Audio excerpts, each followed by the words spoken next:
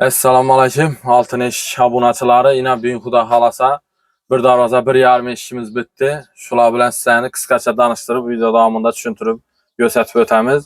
Darvozamiz bilan yarım eshikimiz Qo'shko'pir Qatag'on Oybek ammo xonadonida o'rnatiladi, xudo xolasa. Darvozamizga keladigan bo'lsak, hozirgi modada, hozirgi trendda bo'lib turgan high-tech pasomda dugala qo'yib, brukchilik qalinlikda ishlangan darvozamiz. Zamoqlar ham 5 kilitli. Orijinal zamok. Endi bir yandan shu klientlarimizga, yurtdoshlarimizni ko'rsatish uchun qo'parib, plonkasini qo'parib qo'yibmiz. Buni endi egasi o'zi ustanovkadan keyin qo'paradi, xudo xolasa. Darvozamiz eni 240, bo'yi 250, telari shivlerdan ishlangan.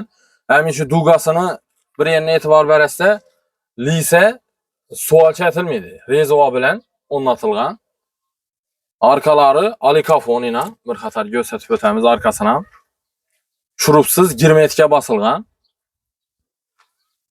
100% garantiya, ertaň ko'rin bir yer bir gap topmaydi, xudo xolasa. Yarım eshikimiz ham shu vaz. İkisi bir narsada ishlangan. Yarım eshikimiz eni 180, bo'yi 260, katta razmerda ishlangan, dugalar ham katta ishlangan. Dugalardan bir yerga ahamiyat berasizlar, ham yer nijvekadan qoplangan. Bam. Katta duga qo'yilgan. Bam nijveka bosib, ham arkasi alikafonina. Mana endi plonkasini qo'parmadik. Bamina girmetga bosilgan, shurup ishlatilmagan.